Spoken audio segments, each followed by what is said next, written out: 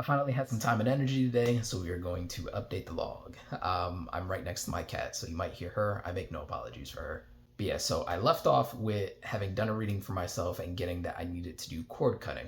And we're going to get a little personal just because it's necessary to kind of understand what healing was required in that instance.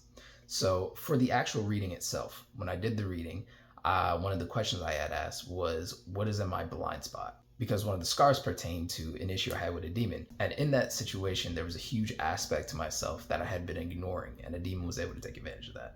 So I was like, let's not have that happen again. While I'm here, while I'm doing this reading, what is in my blind spot? What do I not see about myself that could open me up to another issue like that? And so I got that, like, my view of myself and my role and like what my skill set is in this life is askew. And so I had to refocus that and understand that my strong suit is in essentially exploring life and exploring like the dark corners of life and being put in situations where the pressure's on, where like the darkness is a little overwhelming. Because in those situations, I either use that energy to exponentially propel my own evolution, or I transmute the energy into something better.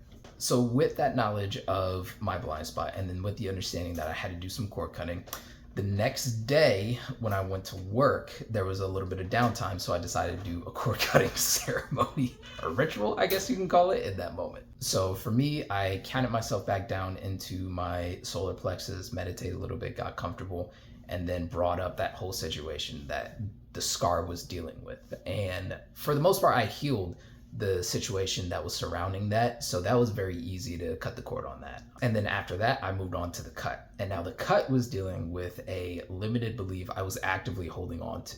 This idea that because of these two really negative situations that happened when I encountered these creatures, I started to kind of feel like I was out of my depth. Like maybe I'm out of my league and I don't really know what I'm doing. It's dangerous, all this other stuff.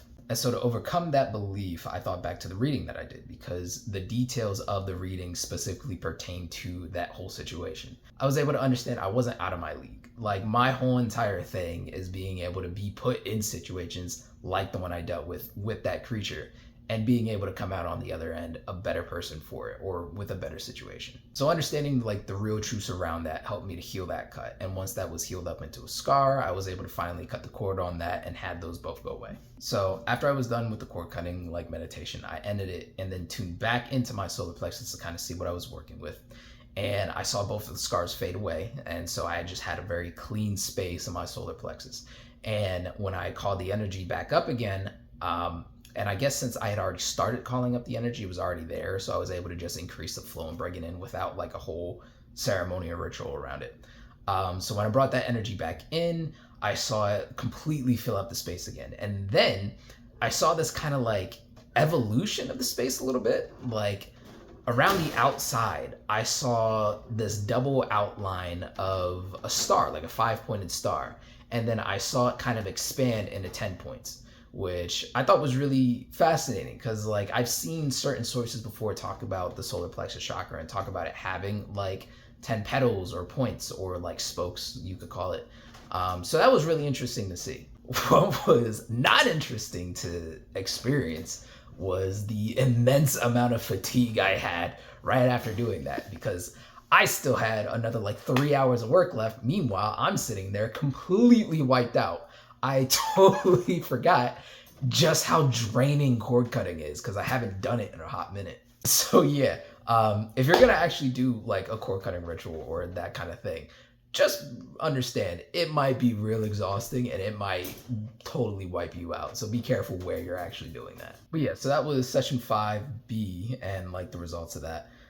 Afterwards, moving on to session 6. So for session 6, I already thought I knew the drill. So I set up my candles in a square, lit them counterclockwise, lit up my juniper, rotated in a circle, waved the juniper around in a circle, and started to meditate, try to get comfortable. And as I'm meditating, I'm starting to see this triangle like spinning behind my vision. And I was like, yeah, how could I forget?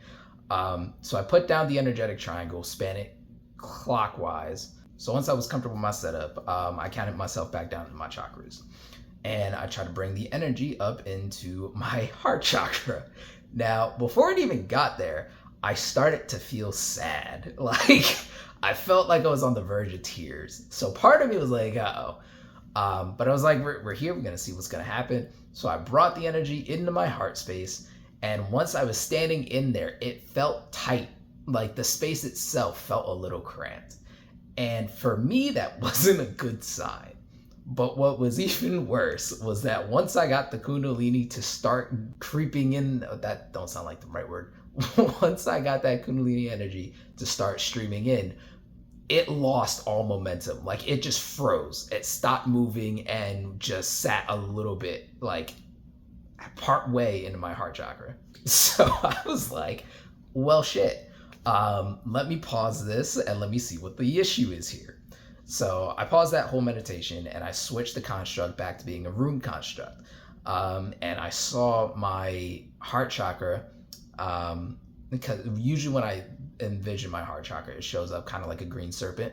So when I went to check in, I saw this serpent under attack by these like 3 metal spiders, which was a very specific like construct to me. It takes me back to my childhood because they were the exact spiders from a video game I used to play. You might not know of it, you might know of it, the old Fantastic Four video game. There was this one level where you had to fight these like robot spiders that only had like 4 legs and like crawled around everywhere. But yeah, so I saw my heart space under attack by 3 of these little spider bots. So I brought in my like database to kind of see like, is this a multi-issue thing? Is this like 3 separate issues that I missed? Or is this like one big overreaching issue? And I got that it was just one big overreaching issue that like had escaped my notice. And it brought me back to memories of my life at that age, at the age that I was when I was playing that game.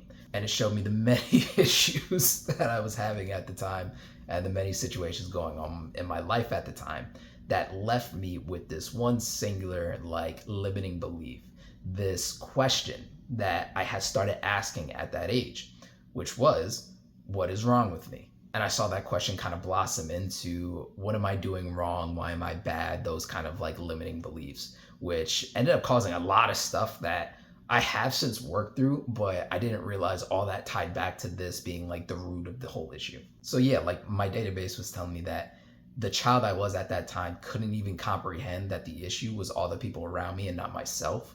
So I just ended up internalizing a lot of the issues and like it turned into like self-hate that I had to work through.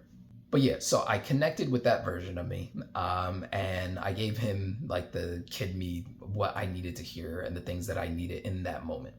And so I started to do this kind of like mini cord cutting essentially for my heart space, which I've never done before. I've only ever done cord cutting for my solar plexus chakra, but something told me, okay, just try to do it for the heart space. So I did.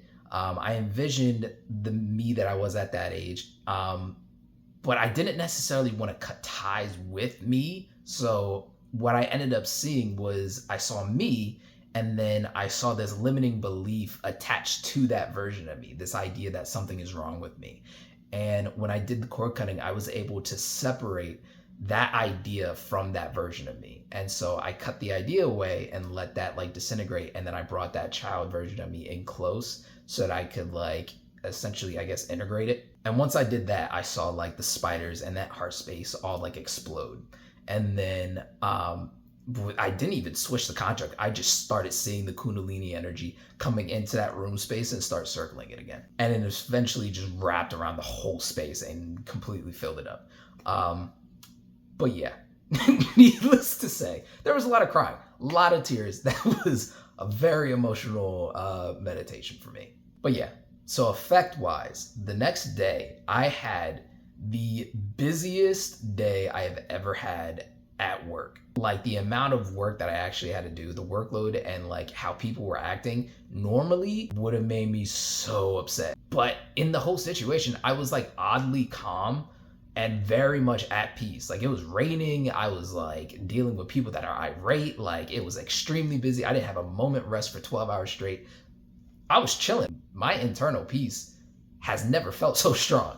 So that could be an effect of that Kundalini energy, like encompassing that heart space now and being able to get rid of that like core limiting belief that I didn't realize was there. So yeah, beyond that effect, The constant need to be in nature, or like the grinding in my soul when I'm not in nature, is starting to balance out a little bit. I still very much always want to be in nature and still very much need to go.